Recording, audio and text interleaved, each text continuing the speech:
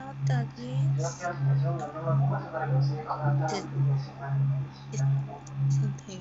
Si yo escucho bien la página.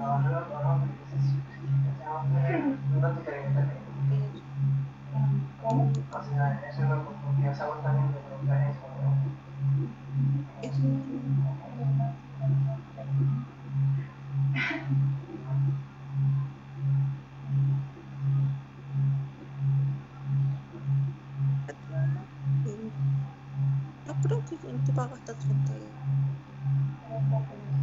Y era para vos, sí. Porque, viste cómo se problema. Pero si era para vos, sí. Para todo. Entre tantas cosas, no creo que llegue a llenar.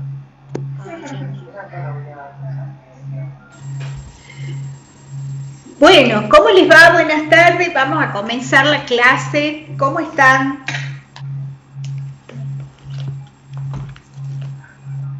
Buenas tardes, profe. Hola. Hola, ¿cómo están? ¿Todo bien? Bueno, hoy la profe Victoria no va a poder estar en la clase porque está con un trabajo en el ministerio que la afectaron, así que vamos a tener solo la parte de la clase teórica. Seguramente ella después va a dejarles alguna actividad en el Teams, ¿sí? En el muro del Teams. Eso es lo que estuvimos conversando esta mañana. Igualmente ustedes entregaron el práctico número 2 la semana pasada, ¿no es cierto? ¿Así es? Sí, profe. Bueno, bien. Vamos a ver, voy a empezar, voy a hacer la grabación. ¿Se acuerdan el último tema que habíamos trabajado en la parte teórica antes de la semana pasada que no estuve? ¿Cuál era el tema que habíamos abordado?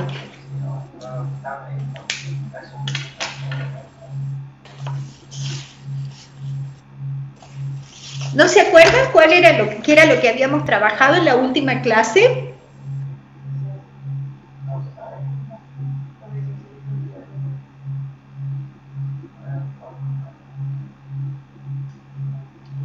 Nadie se acuerda de lo que habíamos hablado. Estuvimos 3 clases teóricas trabajando con el mismo tema. ¿Cuál era ese tema?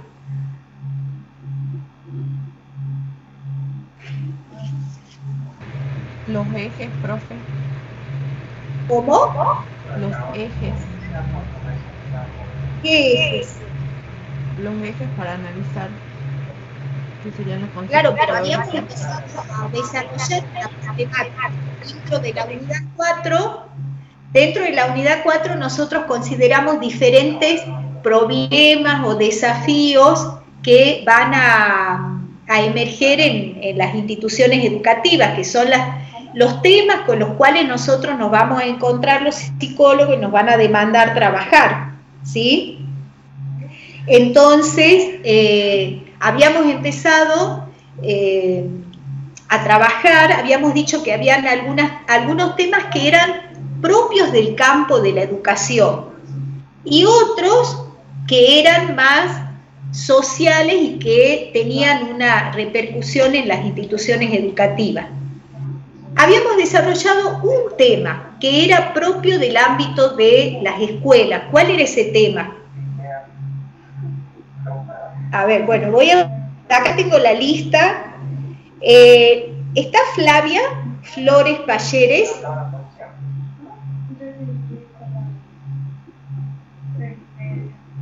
No, está ausente. Muy bien, voy a poner acá.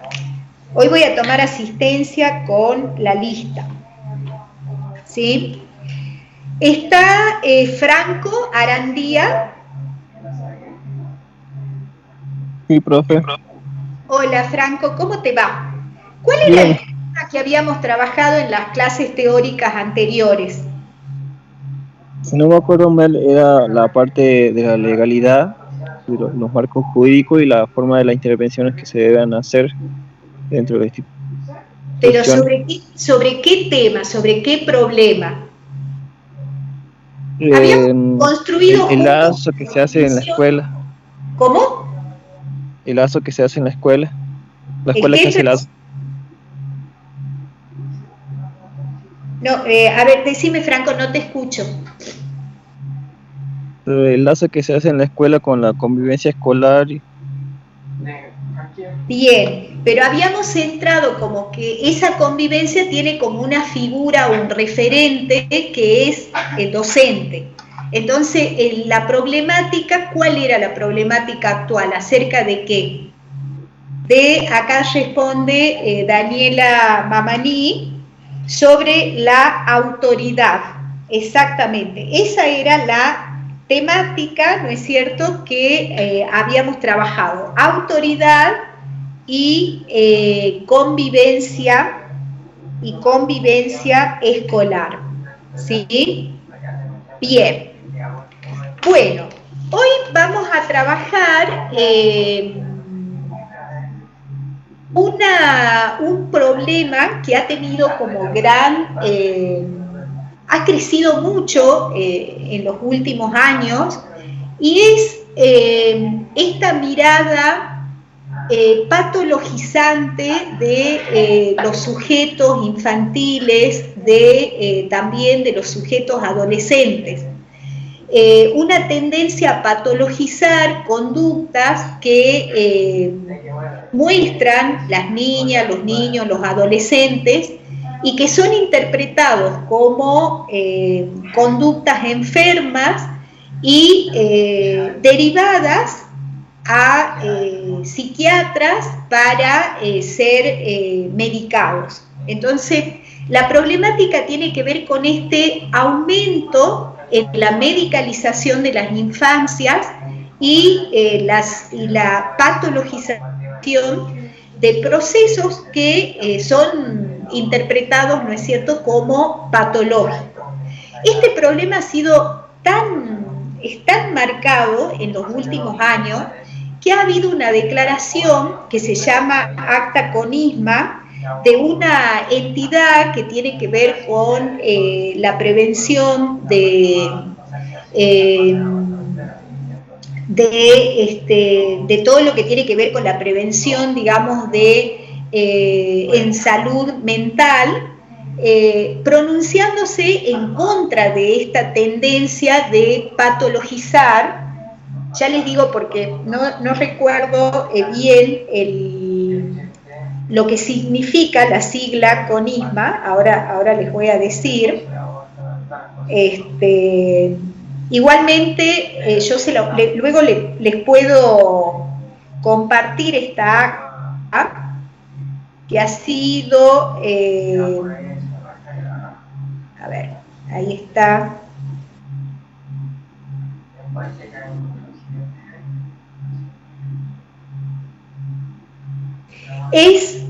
CONISMA significa comisión, es una comisión nacional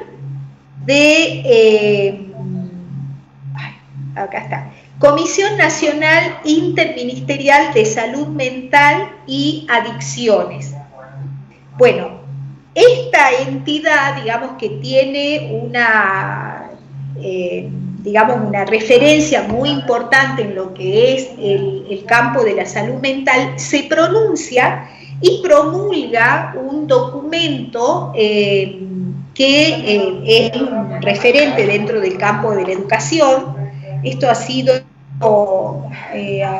aproximadamente en el año 2015, pronunciándose alarmados por el aumento de la medicalización de las infancias y las adolescencias. Vamos a mirar, para comenzar la clase, les voy a mostrar un video muy cortito en donde vamos a escuchar a una docente y a una madre planteando una situación en relación a esto que vamos a trabajar hoy. Ahora voy a compartirles ese video. Ahí, bien.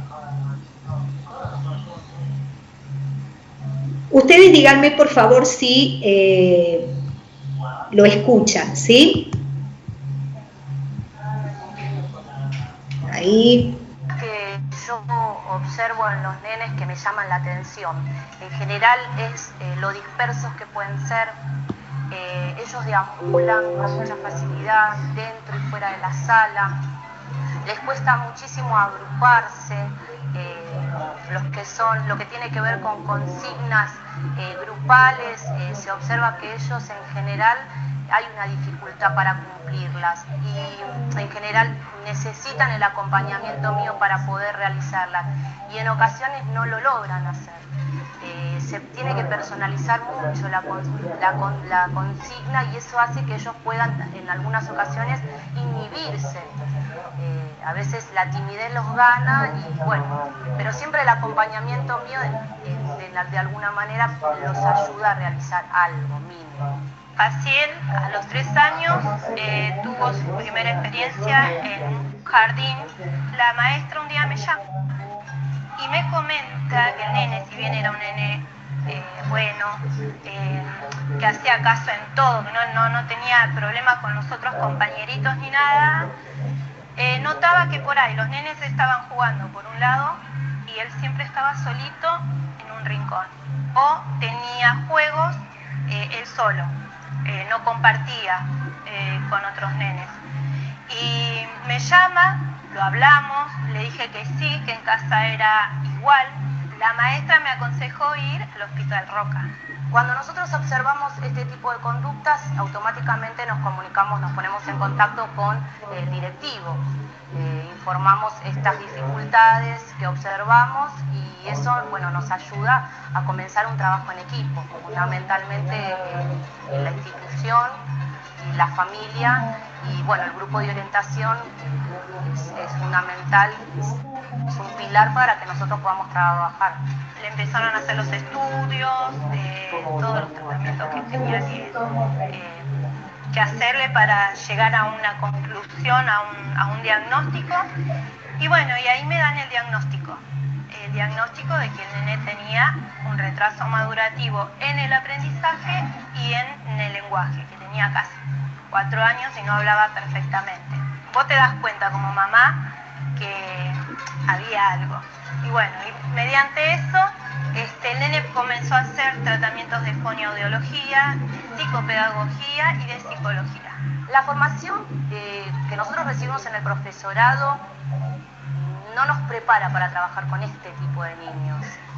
En general, nosotras, es muy común entre nosotras, nuestras conversaciones, es decir, a nosotras no nos prepararon para trabajar con estos nenes, nosotras no estamos capacitadas para trabajar con estos nenes. Muchas veces nos predisponemos a eso, a que no podemos. Yo reconozco que, bueno, antes de trabajar en estos talleres, en capacitarme en relación a esta área, también pensaba lo mismo. Cuando empecé a capacitarme, a trabajar en los talleres de reflexión e infancia, pude darme cuenta que yo sí hacía cosas en la sala, que me ayudaron a ver de que quizá intuitivamente las hacía y que sí estoy capacitada para poder de alguna manera trabajar con ellos. Lo que quizá nos falta es un poco de formación en relación a las dificultades que puedan tener ellos y darnos cuenta que ellos en general tienen dificultades igual como las tienen cualquier otro de los nenes de nuestro grupo. Gracias a esta maestra, ¿no? Porque es la que me aviva a mí, porque si no yo no sabía.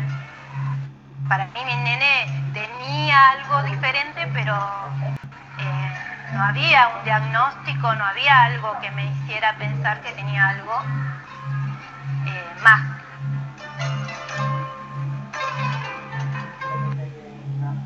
Bien, bueno, a ver, ahí vamos a dejar de compartir. ¿Qué han escuchado en el video acerca de los diagnósticos? Yo les había dicho en la última clase que tenían que leer un texto que está en la unidad 4 de Marisa Rodulfo que se llama Bocetos psicopatológicos.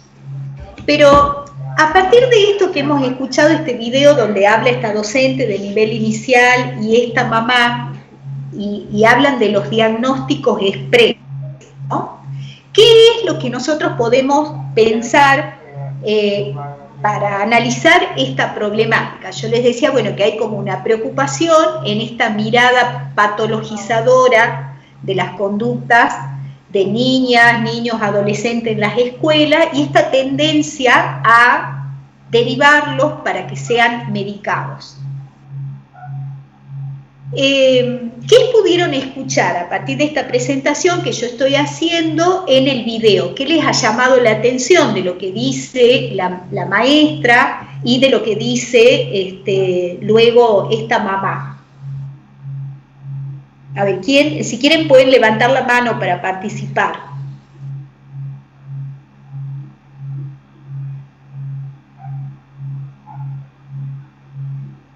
Bueno, a ver Iván, si te escucho. No, me pareció, me llamó la...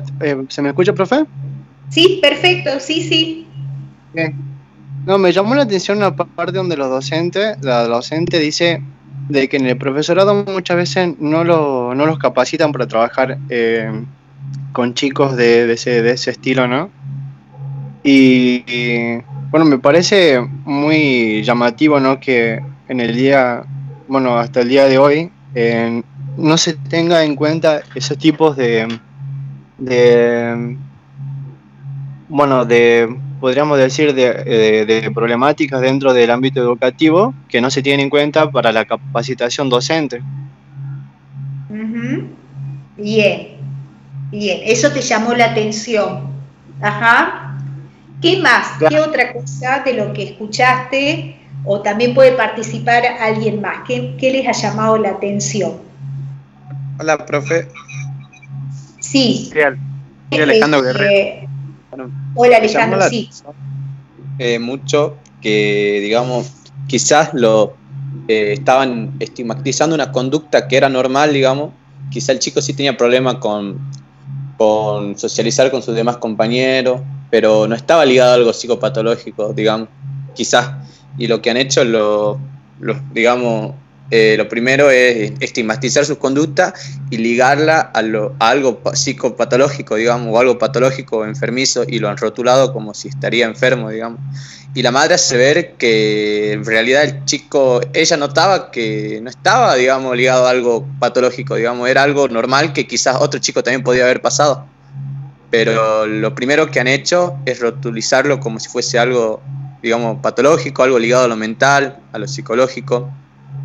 Y bueno, y como que de alguna forma lo trataban como si fuese un niño, digamos, súper especial, o ya lo estigmatizaban de esa forma. Digamos, para mí... Un niño enfermo, ¿no es cierto? Un niño enfermo. Y está mal eso, digamos, porque quizás pueda tener muchas consecuencias para el niño, quizás no es tan así como ellos los nombraban o como lo rotulizaban, digamos. Hasta quizás, no sé, le han hecho capaz estudios neurológicos, y porque vi que decían que lo han derivado a hacer diferentes tipos de estudios, y debe ser que un psiquiatra, un neurólogo le han hecho unos estudios y tratando de encasillarlo en alguna psicopatología, digamos, Bien. con alguna patología mental, y ya lo reutilizaban como diferente, como enfermo, como aquel niño que tiene un problema más allá de, como algo que fuera totalmente diferente a los demás alumnos. Pero la maestra y la mamá comentaban que no era así, que en realidad eran comportamientos que podía tener cualquier otro alumno. Dale, está bien, Alejandro, la intervención. Traten de no repetir para que todos puedan participar, ¿sí? Está muy bien lo que vos has planteado. Y acá la idea que tenemos que preguntarnos es, a partir de lo que ustedes ya han ido estudiando durante todo el año, si el desarrollo que nosotros hemos trabajado como el proceso, ¿no es cierto?, en donde los sujetos se van subjetivando, estos modos, van a ser iguales, van a ser regulares en todos los sujetos. Si nosotros nos vamos a encontrar en la escuela con una regularidad en los modos de ser de los chicos, en el modo de aprender, en el modo de estar. Obviamente que no, porque nosotros hablamos, ¿no es cierto?, de la singularidad, de la particularidad, de la situación de cada niño, del contexto, y por lo tanto es que vamos a tener en cuenta, ¿no es cierto?, estos aspectos antes de ya rotular a un niño, a una niña o un adolescente con sus conductas como algo patológico. A ver, acá dice Nilda, la mamá dice que el nene de 4 años socializaba poco y tiene un lenguaje pobre. Por eso lo hacen derivar al hacer un diagnóstico, solo con esos datos. Claro, es como que se parte de ciertos datos y a partir de esos datos se concluye, ¿no es cierto?, rápidamente, sin pensar desde la complejidad o desde todas las situaciones que pueden estar interviniendo, se hace una conclusión de que el niño tiene un problema, ¿no? En este caso un problema de un trastorno de desarrollo y por lo tanto se lo deriva a un médico. Acá vuelve a haber una hegemonía del discurso médico, una pretensión de explicaciones que son siempre de orden de tipo biológicas, ¿no?, que, bueno, lo anulan al sujeto, porque lo que nosotros vamos a ver que estas prácticas patologizadoras lo que hacen es como no pensar en esa subjetividad, no pensar en esa singularidad y ponerlo a ese sujeto por debajo del discurso de médico, ¿no?, del discurso médico, del discurso, digamos, científico, pero de una manera que avasalla al sujeto, ¿no? Entonces vamos a ir viendo algunos ejemplos también. Y vamos a darnos cuenta de que esta problemática encubre muchos otros temas que son, digamos, relacionados con cuestiones del contexto actual. Rocío, vos estabas levantando la mano, ¿sí? ¿Qué querías comentar? A ver, decime. Hola, profe. Hola, ¿cómo estás, Rocío? Muy bien. No, primero, más que nada, esto de la profesora de querer rotular al chico y más que nada de buscar un diagnóstico en un niño que está en crecimiento. Es más, creo que nosotros nos hablamos de un diagnóstico estable, sino de rasgos de o algo así, porque todavía está en crecimiento, no se puede rotular a un niño a esa edad. Y bueno, segundo, esto de la subjetivación que hacen al etiquetarlo al nene. Pero bueno, eso lo habían repetido mis compañeros, así que... Claro, pero bueno, estos son ejes porque, bueno, evidentemente ustedes ya han cursado la materia, ¿no? Igual con Alejandro, y es como que tienen estos elementos para pensar. Está muy bien lo que vos estás diciendo. Es como que en estos diagnósticos, en estas conclusiones, esto que Nilda señalaba, solo a partir de esos datos se concluye, bueno, hay allí un desconocimiento de estos procesos de constitución subjetiva, de transformación, ¿no? Hay una autora que a mí me gusta mucho, alguna vez la tuvimos en la bibliografía, que tiene un texto, Gisela Untoglis se llama, lo hemos sacado porque, bueno, vamos como renovando la Biblia, y ella tiene un texto que fíjense cómo se llama, dice: en la infancia los diagnósticos se escriben con lápiz, ¿no? Así se llama el libro, ¿no? En la infancia los diagnósticos se escriben con lápiz. ¿Qué quiere decir eso? Esto que está diciendo Rocío, que justamente nos vamos a encontrar con sujetos que están por su proceso de constitución subjetiva en un devenir, y por lo tanto eso que aparece como dificultad, si se encuentran los modos de abordaje, los modos de hacer lugar a esa expresión del malestar, a trabajar con lo que le pasa al sujeto. Y en esto los docentes tienen muchas herramientas. Fíjense en el video, la maestra dice, bueno, a mí no me enseñaron cómo tratar con chicos con problemas, pero yo hacía determinadas actividades en las cuales estos chicos que eran desatentos se enganchaban más con la propuesta, digamos, que íbamos haciendo, ¿no? A ver, el maestro no tiene que tener una preparación en psicopatología, en todo caso tiene que poder tener recursos, poder establecer un vínculo, esto que hemos trabajado con el tema de la autoridad, poder advertir que allí hay un sujeto con una historia, con características, pensar qué le está pasando, ¿no?, a ese niño, a ese adolescente, por qué no presta atención, cuáles son las dificultades que tiene, y trabajar con otros, por supuesto, con el equipo de orientación escolar, con el psicólogo. Pero ¿qué pasa? Muchas veces, y después yo les voy a mostrar una viñeta, los mismos psicólogos o las mismas psicólogas son las que están haciendo rápidas derivaciones a los psiquiatras. Eso es un tema que hoy también desde la ética nos cuestiona y nos interpela. ¿Por qué ha aumentado tanto la derivación a los psiquiatras? Eso es un tema que preocupa. A ver, no quiere decir, y esto yo quiero que les quede claro, de que hay situaciones que necesitamos trabajar con médicos, ¿sí? Y necesitamos trabajar con psiquiatras, pero no como una cuestión abusiva o como en el sentido de que, a ver, todos los adolescentes hoy necesitan estar medicados porque están depresivos.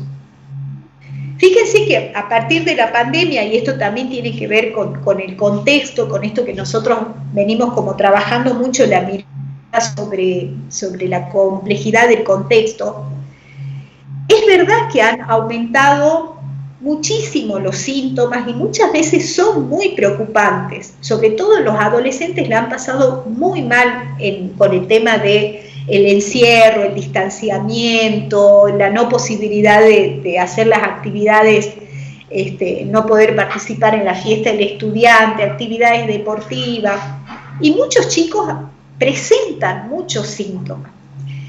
Y yo lo que puedo ver, mi trabajo hoy, yo no estoy hoy en una institución, pero sí trabajo en la parte clínica y trabajo con adolescentes, con niños escolarizados, es que los mismos colegas muchas veces en la primera o segunda entrevista toman la decisión de hacer una derivación psiquiátrica, no atendiendo a todo lo que estamos viviendo. La pregunta sería, ¿es posible encontrar hoy un chico o una chica, pensemos en un adolescente o pensemos en un niño, que no haya sufrido los efectos, que no haya sido afectado por toda lo que hemos vivido y estamos viviendo con la pandemia?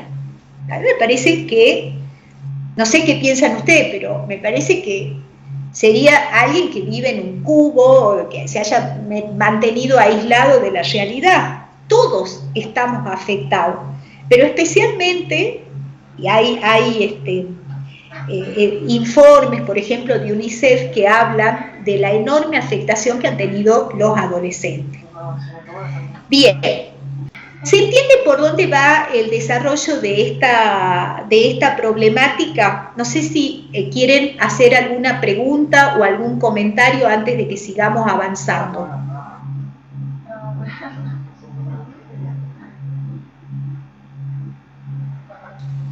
¿Nadie levanta la mano?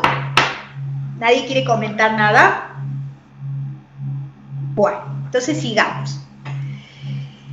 A ver, Flavia, sí. Flavia, estabas ausente cuando te pregunté, ¿no? Sí, profe, perdón, tenía un problemita con mi compu, pero aquí estoy. Estoy escuchando.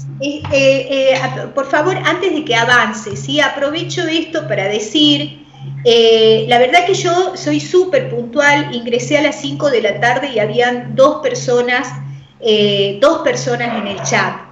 Hoy estuvimos hablando con las profes, que hay muchísimos ausentes en las clases y nosotros tenemos que avanzar con lo que es la práctica de la orientación vocacional.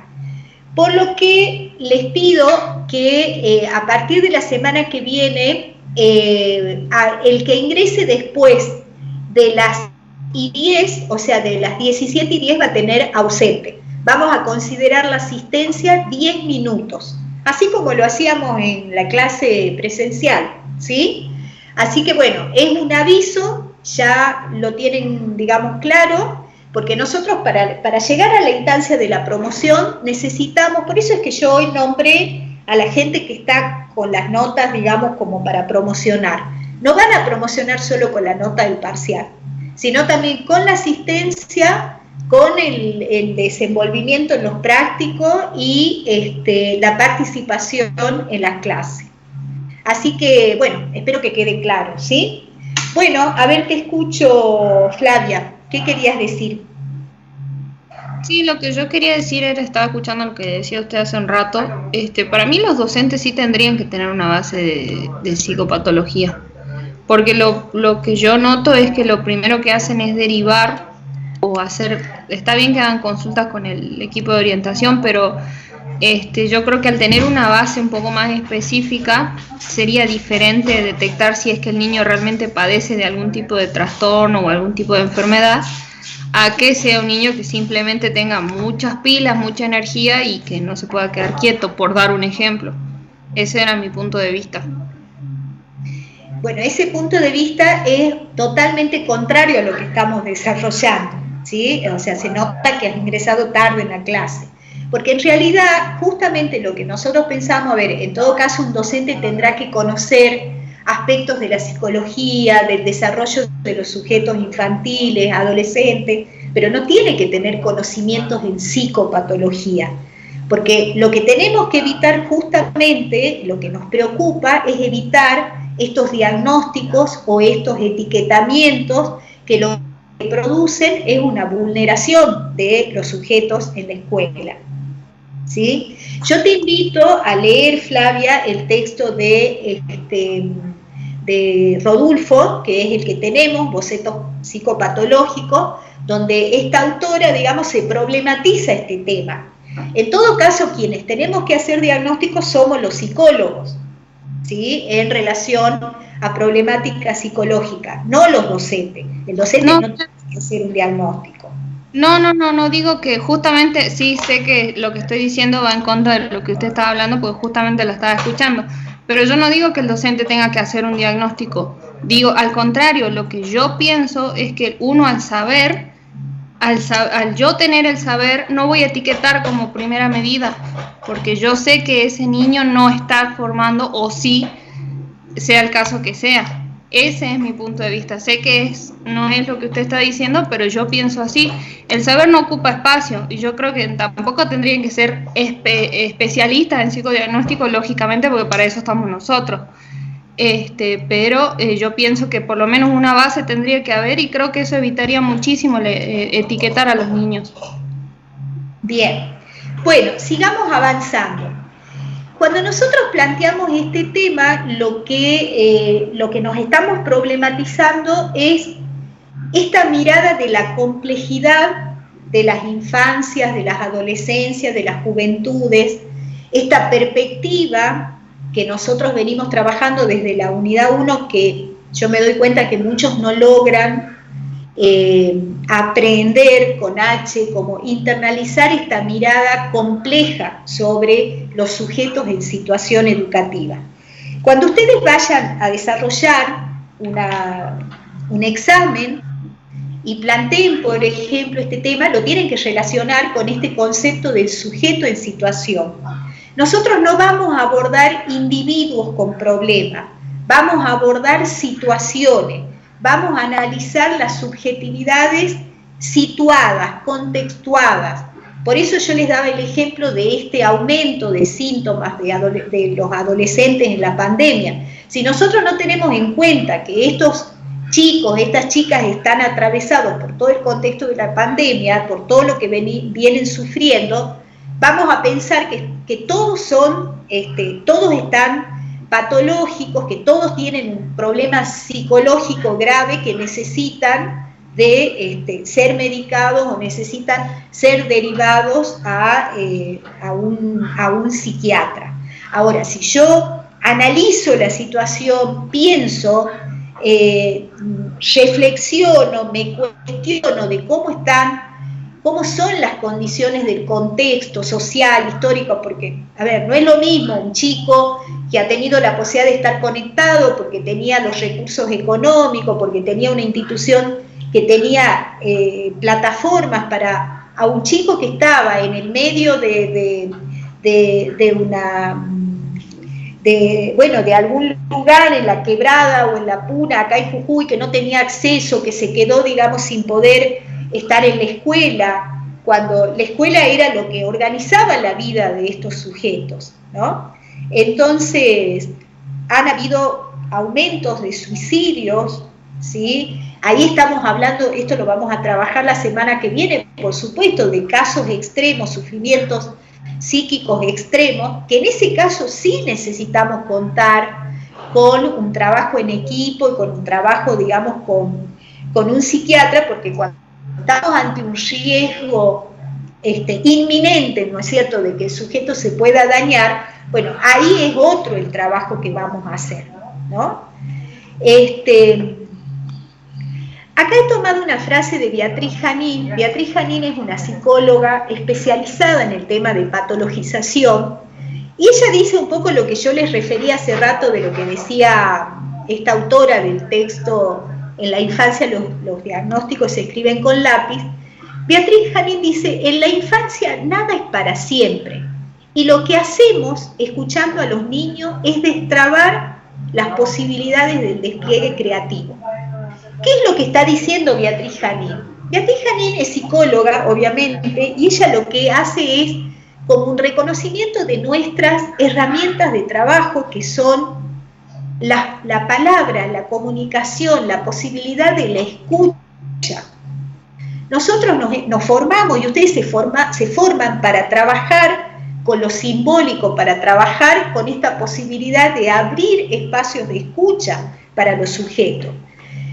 Si los chicos o las chicas van a los consultorios de los psicólogos y se encuentran con psicólogos que los derivan a los psiquiatras, no estamos haciendo nuestro trabajo. Eso es lo que yo estoy planteando, ¿sí? Ya les voy a mostrar una viñeta de un adolescente para que puedan entender por dónde va este razonamiento. Medicalización o patologización, bueno, esto hemos hablado, son estas prácticas que están ligadas al campo de la educación y a la salud mental, porque es allí donde emergen estas problemáticas, en donde se interpretan estos problemas, como dijimos, y son diagnosticados, etiquetados. Pero el problema es mucho más complejo. Allí se transforman a los niños, a los adolescentes en enfermos, se les pone un diagnóstico, se les pone un rótulo, y acá tiene también como mucha injerencia los diagnósticos, los manuales de diagnóstico en salud mental, ¿sí? Ustedes han visto que esto los conocemos como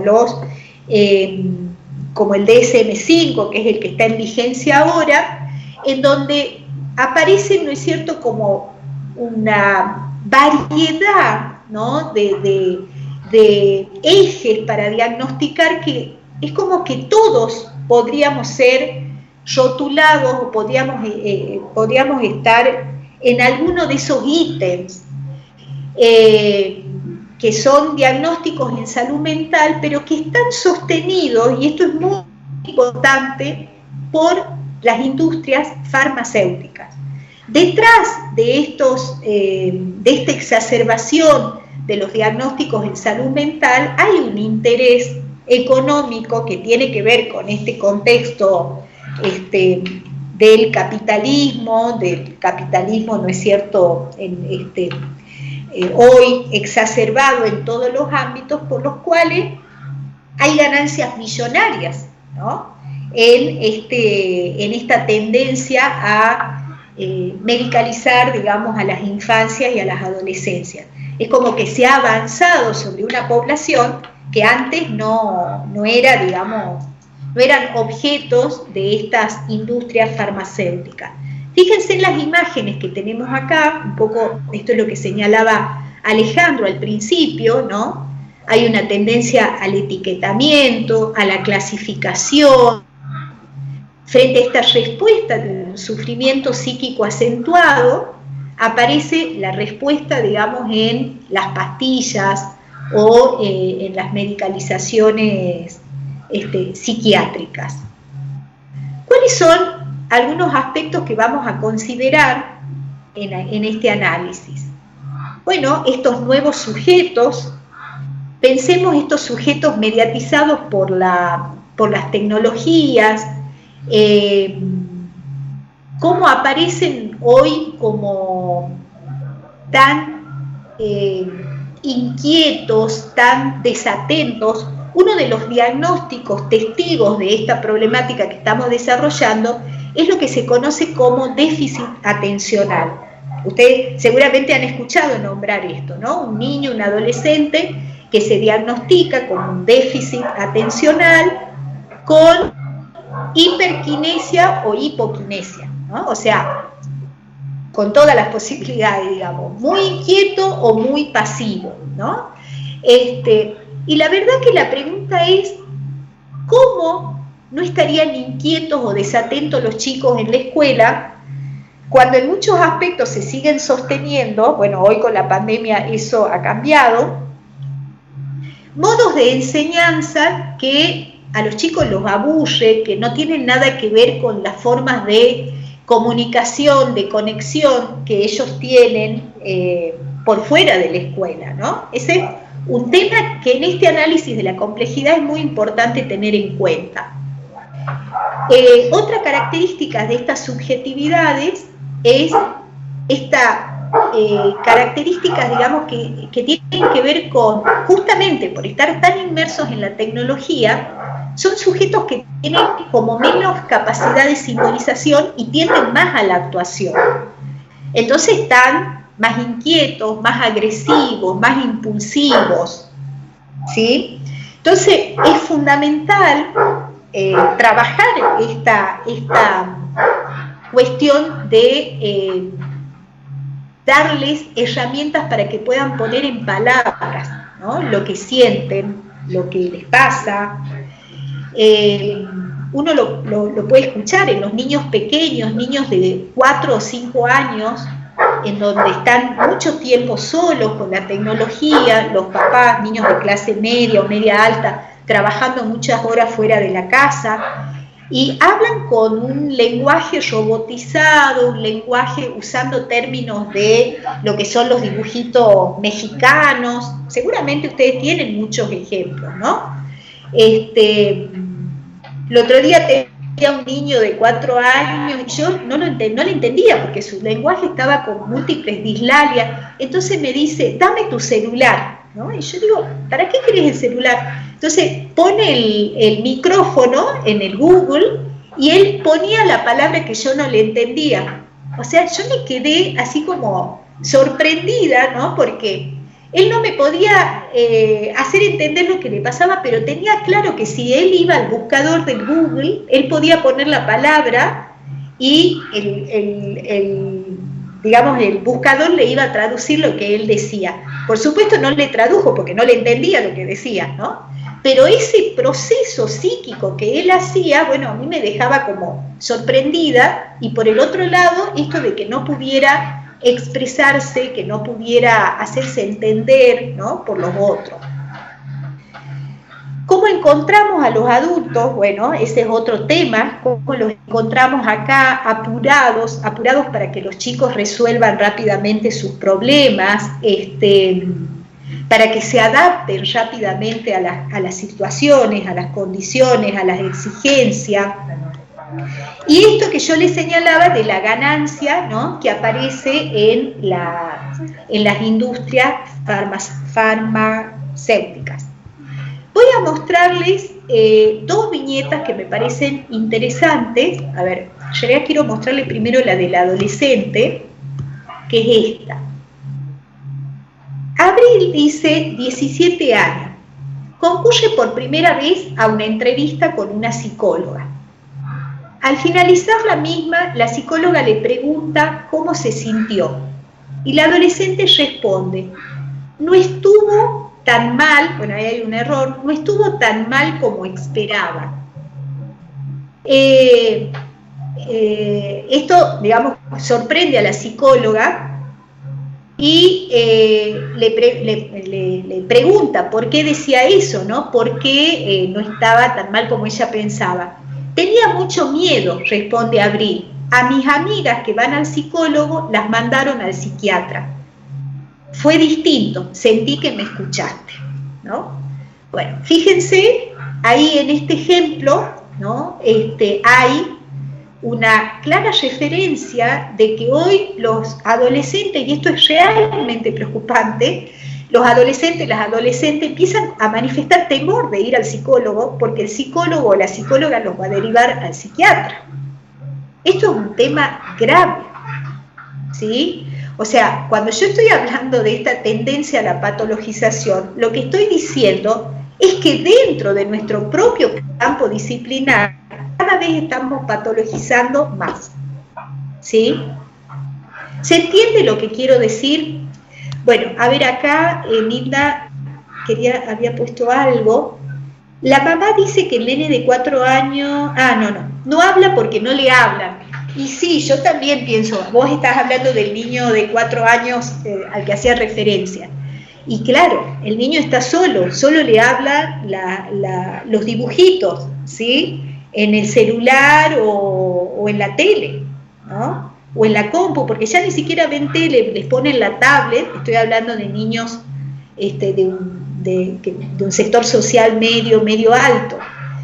Y ya vamos a ver, cuando veamos las problemáticas de aprendizaje, los niños que provienen de sectores más empobrecidos, tampoco los papás les hablan. ¿Por qué? Porque papás, mamás, están tan sobrepasados por las urgencias económicas que también están silenciados, acallados, ¿no? O sea, hay un tema con esta cuestión de la simbolización del lenguaje. Quiero mostrarles la otra viñeta de un niño de 11 años. Acá dice Gastón: hay que pensar las dificultades infantiles como expresión de malestares que pueden tener múltiples causas y que los niños... A ver, estoy leyendo en mi teléfono. A ver si alguien me puede terminar de leer lo que puso ahí Gastón, que está muy bueno. A ver. Y que los niños tienen que ser escuchados en su sufrimiento, dice el profe. Bien, así es. Muy bien, Gastón. Sí. Es habilitar esto que veíamos acá, que la adolescente, ¿no es cierto?, rescata y dice: me escuchaste. Eso ya implica un alivio, ¿no?, que es nuestra herramienta de trabajo. Cuando nosotros le mandamos a alguien a que lo mediquen, una persona que está con pastilla va a tener todavía menos posibilidades de expresar lo que le está pasando. ¿Por qué? Porque al ser medicado, más allá de los efectos neurológicos que produce, digamos, porque es una sustancia química, ¿no es cierto?, que tiene muchos efectos, lo que va a producir es como una tranquilidad, ¿no? O sea, ya está, ya tenemos un diagnóstico, ya hay una medicación, por lo tanto es como que se obtura, se tapa el problema, ¿no? Fíjense lo que dice Gabriel, en este caso es un niño oposicionista. Esta es una conducta muy también frecuente hoy en niños y en adolescentes. Estos niños que aparecen como negativos, ¿no es cierto?, como que nada les viene bien, todo el tiempo están con mucho malestar, enojados, ¿no? Bueno, Gabriel dice, llega muy enojado a una sesión y no puede hablar, no puede, y él, digamos, lo plantea, no puedo hablar.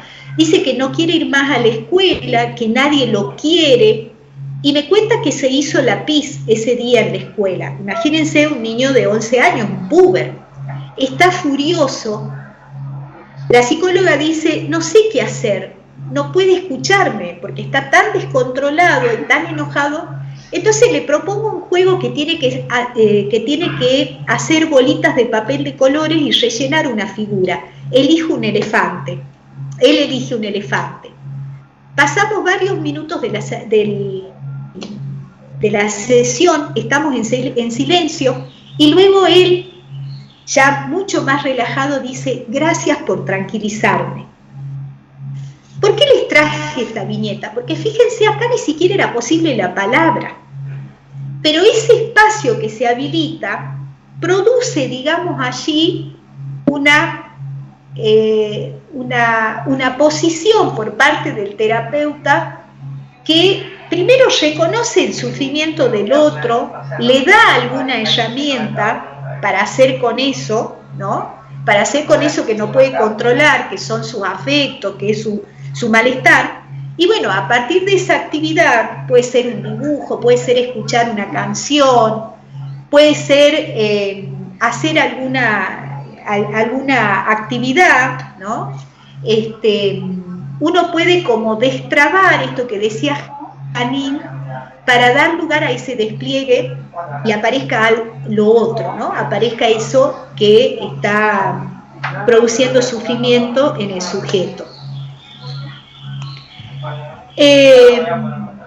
¿Cuáles serían las claves para intervenir? Desde esta perspectiva que yo estoy planteando, una mirada respetuosa, atendiendo a la complejidad, bueno, tendría que ver con la escucha, habilitar fundamentalmente la escucha, una mirada unificadora y valorizante, es decir, sabiendo que allí tengo un sujeto con una historia, con una posición, con aquello que le está sucediendo. Habilitar la palabra, el juego, el dibujo, atender al silencio, observar los gestos, los movimientos, comprender, esperar, tranquilizar. Para mí, digamos, desde mi experiencia, estas son las claves para poder intervenir, y que cuando nosotros trabajemos en las instituciones educativas también es lo que tenemos que transmitirle al docente, ¿sí? Esto que, a ver, que hay que darle tiempo, que los procesos en la subjetividad infantil requieren de que sean tramitados, y que, bueno, en última instancia, una derivación médica lo dejamos como para el final, ¿no? Que vamos a tratar primero de agotar otras circunstancias. Bien. Preguntas. Quiero que lean el texto de Marisa Rodulfo, ¿sí? Para poder, bueno, continuar, ¿no es cierto?, con este desarrollo. Yo les voy a mostrar la semana que viene un cuadro de un análisis comparativo que podríamos pensar entre prácticas patologizantes y prácticas respetuosas de la subjetividad. Pero primero quiero que lean el texto, porque si no es como que les va a ser difícil entender esa elaboración, que eso no lo van a encontrar, digamos, en el texto, porque es algo que hemos construido juntos en la cátedra con las profes, y que por ahí les pedimos en las evaluaciones, en los parciales, ¿no? Como analizar comparativamente estas perspectivas patologizantes y las perspectivas, digamos, que atienden a la subjetividad. Pero necesito que lean, digamos, el texto para poder avanzar. Bien, ¿quién quiere hacer una pregunta o un comentario de lo que hemos trabajado? Voy a dejar de grabar. Detengo grabación. Bien. ¿Alguna pregunta? ¿Qué entendieron de las viñetas? Sí, decime, Franco, sí te escucho. Nada, me estaba pensando eso de la tendencia nueva a psicopatologizar todo, y yo estaba pensando de que capaz también es debido por la expansión del uso de internet ahora, porque por ahí los adolescentes, como que mucho internet, como hacen con los doctores, con la parte biológica del medicamento, todo eso, viste, que buscan síntomas que puede ser que tengo, y por ahí también puede ser que esa parte de eso, de que los chicos no se leen, de que no sé, me siento ansiosa, tengo esto, y capaz que encuentras en internet un artículo cualquiera. Es verdad lo que vos decís, pero muchas veces yo los escucho a los adolescentes que vienen y dicen, me doy cuenta que tengo un TOC. ¿Y qué es un TOC? ¿Y cómo sabés? Dicen, lo leyeron en internet, ¿no? Pero acá el tema no es que, a ver, uno puede trabajar con eso, ¿no? Bueno, a ver por qué es lo que vos ves, qué te pasa. El tema es que hay un discurso que tiene un poder que diagnostica al otro. Porque cuando un médico te dice, vos tenés un síndrome oposicionista negativista, o un déficit atencional, o un trastorno generalizado del desarrollo, ¿cómo hace el sujeto para sacarse esa clasificación, esa etiqueta? ¿Sí? Ese es el problema. Muchas veces las mamás, los papás dicen, mi hijo tiene tal cosa, ¿no? Tiene un encima son todas así siglas, ¿no? Tiene un TGD. TGD, sí, un trastorno generalizado del desarrollo. Ya desapareció allí, ya no es Franco, ya no es Lucas, ya no es Flavia, es un TGD, ¿no? O un síndrome oposicionista, o es un TOC, o es un autista, ¿no? Y bueno, y eso es un problema muy grave en la salud mental hoy para los sujetos. Bien. ¿Qué más? ¿Otro comentario? ¿Alguna pregunta? Y yo estaba fantaseando, o sea, yo sé que estaba fantaseando, pero la tiré. ¿Nadie quiere comentar más nada? ¿Cuántos están presentes? A ver, ¿cuántos estudiantes están presentes? 37. Bien. No, 37 con nosotros. 35 entonces. 35. Bien. Esto por favor para que lo tengamos en cuenta, ¿sí? Por el tema de la asistencia. Me parece que hay muchos que han dejado. Bueno.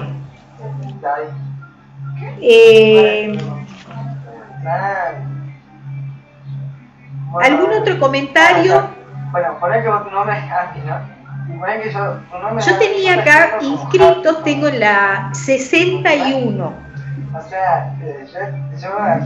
O sea que actualmente tenemos más o menos el 60%. Bien, acá dice Nilda, a ver, hizo un comentario. Nilda dice, de la viñeta 1 rescato que al adolescente le importa y mucho que alguien le escuche y no es habitual. Sí. Claro, porque por estas condiciones de la época, ¿no? Estamos tan apurados siempre, creo que, bueno, por ahí la pandemia trajo como un detenimiento en algún punto, ¿no? Podríamos decir que en algún aspecto esto de estar más tiempo en casa, para algunos, lo que pasa es que eso iba atravesado por toda la otra preocupación, pero la verdad es que hoy vivimos así, ¿no? Vivimos muy acelerados, vivimos, bueno, con esta cuestión de que todo tiene que ser absolutamente rápido. Por eso han visto que había ahí al principio, una diapositiva que decía que en este tiempo del fast food pasamos a estas terapias rápidas, ¿no? O express, ¿no? A mí me pasa, muchas veces me llaman padres, madres para alguna consulta y me dice, ¿y cuánto tiempo? Esa es la primera pregunta, ¿no? Y bueno, por supuesto yo les digo, y yo no le puedo decir, todavía ni lo vi a su hijo, a su hija, ¿cómo le puedo decir cuánto tiempo? ¿No? Esta cuestión pero incluso hasta, fíjense, es tan perverso el sistema, ¿no? Que incluso las determinadas prepagas regulan, ¿no es cierto?, que la atención psicológica para un niño o para un adolescente no pueden superar 30 sesiones anuales, ¿sí? O sea, ¿qué queremos decir? Si no, por ejemplo, tenemos un niño, un adolescente que está en una situación muy crítica y lo vemos 2 veces por semana, no podríamos atenderlo más de 3 o 4 meses. ¿Qué quiere decir? Que en 3 o 4 meses su problema tendría que estar superado. Bueno, esas son las cuestiones con las que nos encontramos en nuestra práctica. Bueno, ahí uno siempre le encuentra alguna vuelta, ¿no? Hacer una historia clínica, trabajar esto con la familia, ¿no? Pero yo creo que el tema del tiempo, ¿no? De la lógica del tiempo es algo de este apresuramiento, ¿no? Que cuando uno puede producir algo distinto en su trabajo, ¿no? Esto de darle como otro espacio, hay ahí un alivio de ese malestar, ¿no? Acá podemos estar tranquilos, acá podemos esperar, acá podemos hablar de lo que estás sintiendo, de lo que te pasa. Eso ya dispone un trabajo terapéutico muy diferente. Bueno, ¿algún otro comentario? Alejandro, ¿qué te pareció el desarrollo de lo que hicimos de la clase? Alejandro Guerrero.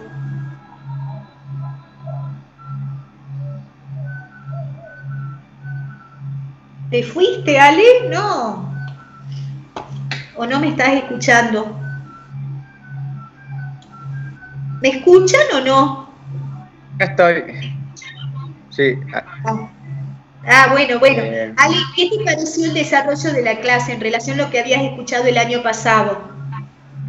Me gustó, digamos, porque, bueno, entendí un poco más la problemática de la psicopatologización de los, digamos, en las escuelas primarias y secundarias, digamos.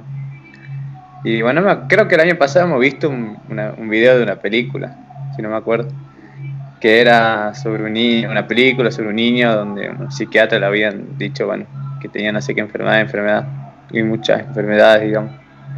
Y bueno, me gustó igual. Fue diferente al año pasado, pero me gustó, digamos, también. No me acuerdo qué película habíamos visto. Era una escena de una película donde había un adolescente, creo, y estaba en una corte. Algo así era. ¿Sabés qué era esa escena de New Amsterdam, de la serie de New Amsterdam? Que era un niño que había sido medicado. ¿Han visto? Seguramente vieron la serie el año pasado, ahora va a aparecer la 4ª temporada, y ahí hay una escena muy linda, ya me hiciste acordar, de un niño que es medicado, y bueno, hay como una discusión muy interesante. Sí, me acuerdo, eso que vimos. Bueno, muy bien. Bueno, vamos a cerrar la clase entonces. Les pido que lean lo de bocetos, lo de Rodulfo, porque ella ahí dice, también los diagnósticos son importantes, ¿no?